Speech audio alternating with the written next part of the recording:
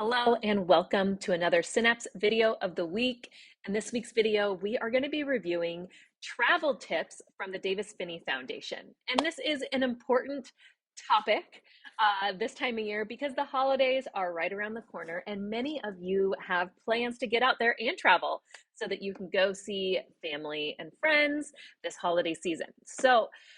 This has been a topic that has come up a lot in the past. I've had a lot of people ask me about ways that they could make traveling a better experience for either themselves or their loved one that has Parkinson's. And this is because travel is hard for anybody, especially if you're going through an airport, getting, to the airport through security. It's bustling. There's a lot going on, a lot to manage. You've got your luggage, and this can be a very overwhelming experience for a lot of people. And add Parkinson's on top of that, and it can become just downright challenging. And some people feel that it's just too big of a barrier to overcome. So I would love to review with you some tips today that can help you in this experience so that you still do make it out there to visit with people for the holidays or any other time of the year. So luckily, thankfully, there are some resources out there that we can use. One of them is a handy travel worksheet that comes from the Every Victory Counts manual from the Davis Phinney Foundation. And if you recall, this is one of our earlier videos that we did where we talked about this being our number one resource for people to use if you need just one resource to help you in managing Parkinson's. The Every Victory Counts manual is it. As a little reminder, this is my copy of it. This is an older version. I do realize that this is backwards to you right now. I apologize. But this is my older version from 2019. And there are a bunch of worksheets in the very back portion of here. And that's where the travel checklist is at. If you are getting the newer version of the Every Victory Counts manual, they have the worksheets in a separate manual or download for you to look at, which makes it even easier for you to access. So in the show notes, I will put the link so that you can get your own copy of this if you do not already have it. If you have your own copy of this, you actually don't even really need to watch the rest of this video. Just go in your book and look at this checklist because we are just going to be talking about each one of those pointers right now for you. So let's get on into it.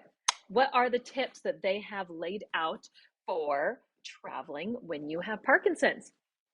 So they break this down into different categories, which I really appreciate. The first one is just that planning phase before you are even going on that trip, making sure that you're planning to have success. So if possible, again, we just talked about how flying can be a lot of hassle. So if at all possible, consider whether you could even take a train rather than a plane. They have more legroom and there is no TSA to go through. So that could be a big benefit if that's something you can do. When you are traveling, whether you're taking the plane or train, allow more time for transfers and when picking or purchasing tickets. So changing planes or trains always takes longer than you expect. And this has been a really big issue that I've heard a lot of people talk about. We'll talk about that a little bit more in one of the later sections here, but please give yourself extra time for that. If you can, travel when you are at your best. For example, in the morning, if that's when you usually function your best, try to plan your travel for then. Same thing in the evenings, but try to gear it around what works best for you. Love this tip for anybody. Make packing lists and save them. This is something that I do for myself now, especially traveling, with a child. I find that, oh my gosh, I have so much more stuff to pack than I used to. And having lists can be a really pro tip for you. So you might have a different list for road trips, for weekend getaways, for international trips, and update your list every time you travel so that you make sure you have everything on it you need. Pack early. Right, you don't want to be last minute stressed out trying to pack things up and rushing out the door. So pack early, but check the weather right before you leave, just in case you need to adjust what you bring. Put all of your paperwork in an easy access location. Great advice so that you can pull it out whether it be your passport, your identification, any other paperwork you need. Please make sure it's still in a safe location that somebody else couldn't just pull it out of your bag too easily. But you also might want to consider having, your emergency contact list with information about medical providers and caregivers too, in that easy access location. Always a good tip is to arrive early. That goes for anybody. Arrive way earlier than you think you need to be there. Okay, next section, medication management. These are where some of my favorite tips come from, because you really do not want to find yourself in a situation where you do not have enough medications during your trip. So bring more than you need, okay? And also know how to get more in a pinch.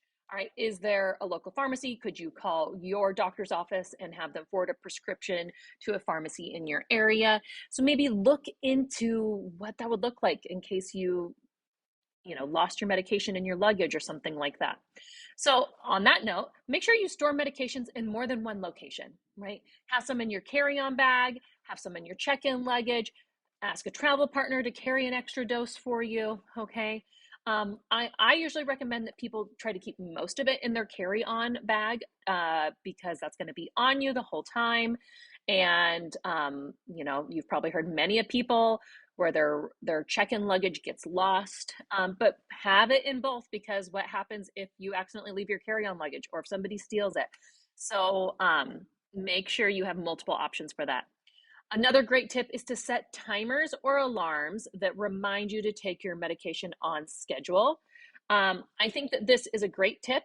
Keep in mind though, if you are, and this is the next pointer here, if you are going through multiple time zones, we don't want you to necessarily take it at a certain time of day like you would if you were at home. Make sure that you're taking it at the usual frequency that you normally do. So if you normally take your medication every 4 hours, then take it every 4 hours, regardless of what the time is.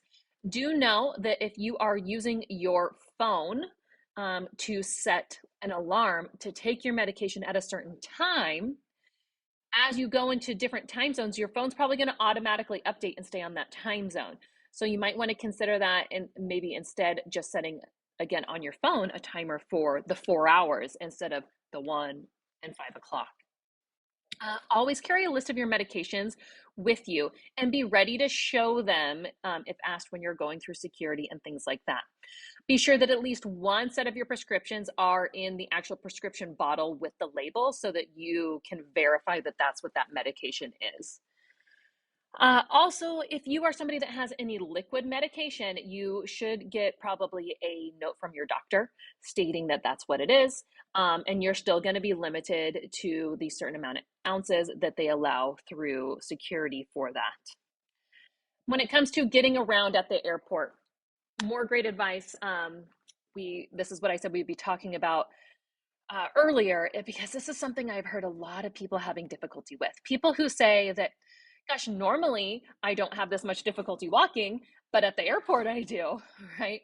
So whether, you're somebody that doesn't usually need to use a cane or a walking stick, but maybe at the airport you find that that is something you need. Or maybe you normally use a cane and maybe you need to use a wheelchair to help you get through the airport. There is no shame in this at all. And I know many, many, many people that have found themselves in this situation. So it is better to be prepared beforehand. Why does this happen to people? Well, it's really stressful going through all this travel. So that often makes people's Parkinson's symptoms worse. But also, again, you're sitting for a long period of time, you're getting stiff. Maybe you haven't taken your medications completely on time. And so things just get a lot more challenging when it comes to movement. So be prepared for that. When it comes to canes and walking sticks, both of those you can get in a foldable style. This is not on the checklist, but something that I would add to this. So if that's not something that you want to consistently use during your trip, you might want to think about getting a folding walking stick, for instance, that could just fold up and go in your carry-on bag, and you can pull it out if and when you need to. Let's see here. So again, when it comes to getting like a wheelchair or something like that, you can arrange that ahead of time when you go to the airport. They can have one ready for you at your destination, especially if you're trying to catch another flight. That can be really helpful. Ask for help if you need it, okay? If help is offered, take it. This includes if somebody's, offering to carry your bags, or giving you extra time to, board your plane early. Take that advantage and use it.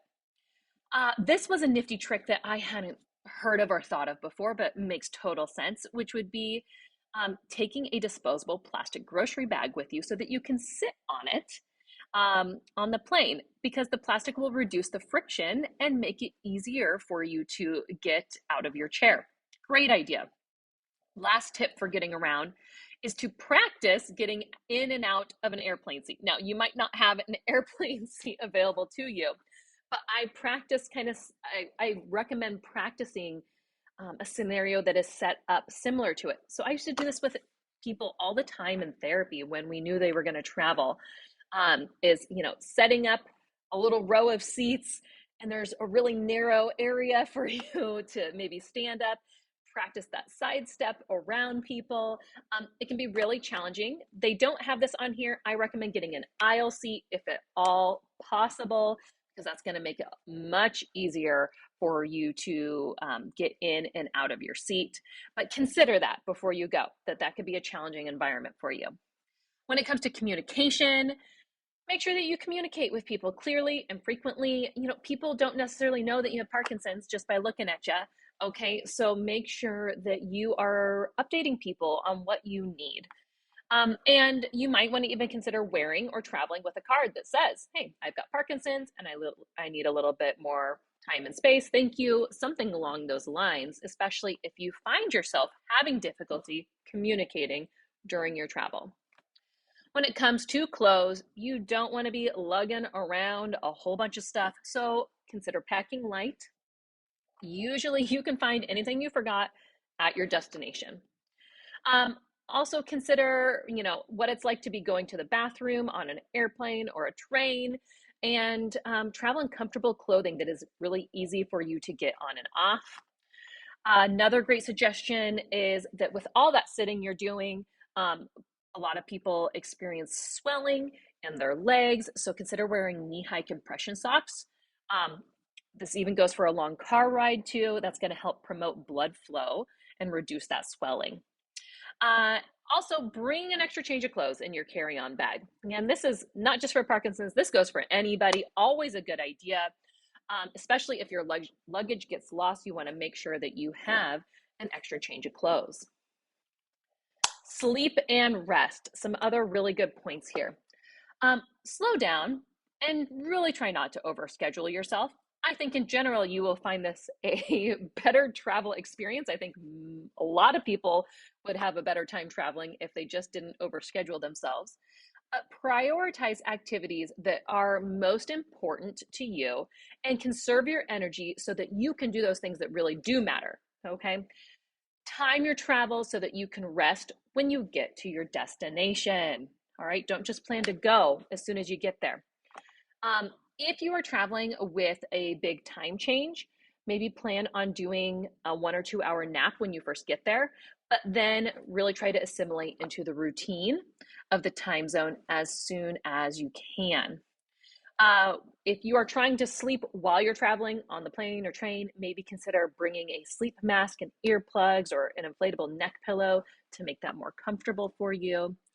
And let your travel companions know when you do feel too tired to do certain activities, because rest is really important and you need to make sure you get enough of it so that you can enjoy the rest of your trip. Food and drink.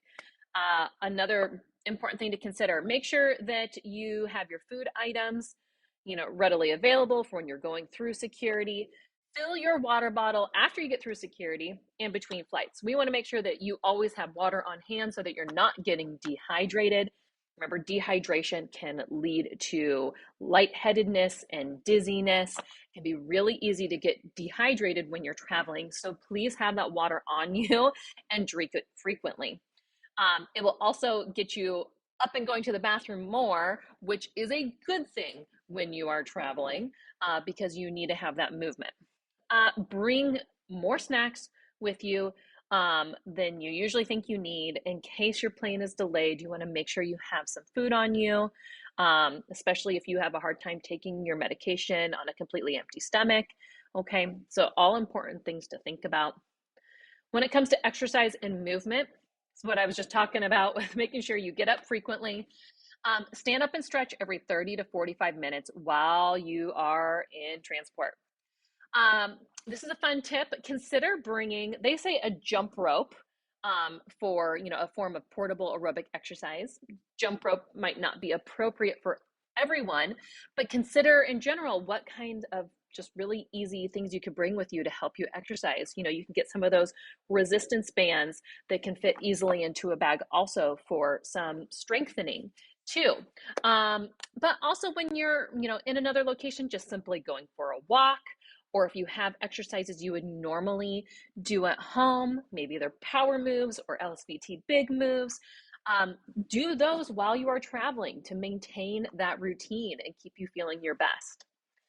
Last tips for you on this worksheet are the miscellaneous ones. And those are some good tips, like making sure you label loose objects with your name and cell number. Consider getting a handicap placard for you when you travel, so that you can get easier access to locations.